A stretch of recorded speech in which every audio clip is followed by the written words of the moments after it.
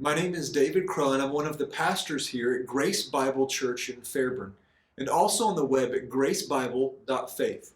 That's gracebible.faith.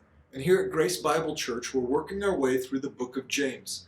And this last Sunday, we worked through the final portion of James chapter 4, a text that I believe is one of the most practical portions of the book, as it expresses the expectations that whatever our plans or whatever our actions, all must be with a view to God and His purposes, a truth that we commonly declare in our stating, Lord willing, when speaking to our hopes and our plans, a statement that, if sincere, is quite fitting to express as it should mark the heart of all of our plans and all of our actions.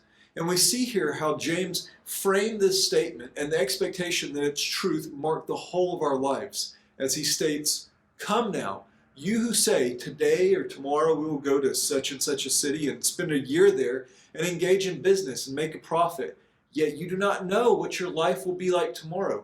You are a vapor that appears for a little while and then vanishes away. Instead, you ought to say, if the Lord wills, we will also do this or that. But as it is, you boast in your arrogance. All such boasting is evil. Therefore, to one who knows to do the right thing and does not do it, to him it is sin." James 4:13 through 17. Now, I began our engagement with this text by looking back to Deuteronomy chapter 8 for a moment. And I chose to look back at this chapter in Deuteronomy because it is an exhortation and warning for Israel to not forget that it's from the Lord's hand that they have and would continue to receive their care.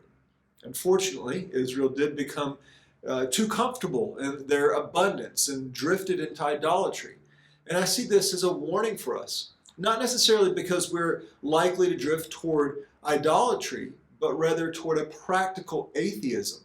And what I mean by this is that we are prone to drift toward a life that lacks a proper view of God, functionally going about our day and our plans as though there was no God at all.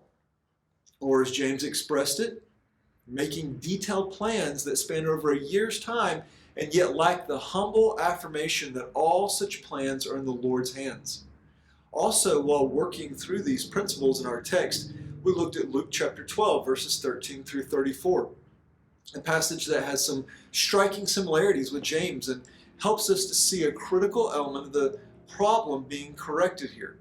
And here we saw a man stating his plans in so many "I will" statements, only to be directly rebuked by God, who is sovereign both over life and all plans. And this observation pressed us to the correction that James was taking us to. I will if God wills. A little bit of a play on words, and then it wasn't necessarily intentionally designed that way, but it's I will if God wills.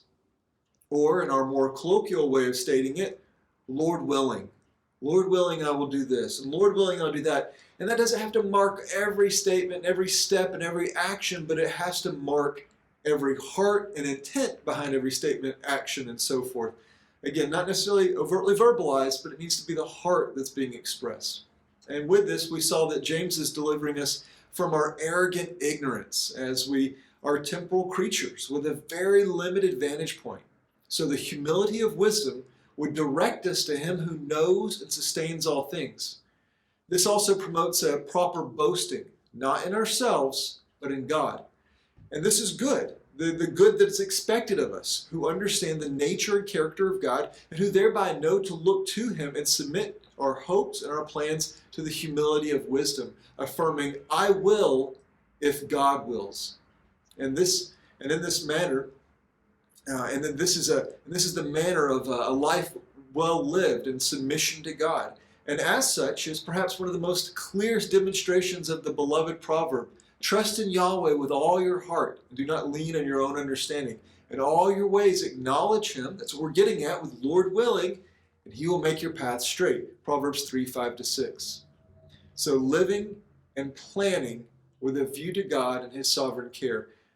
And I would say that's what He's capturing for us. That's what wisdom requires of us. And that's what James, again, has expressed for us in this ninth major section of the book of James that we've worked through now.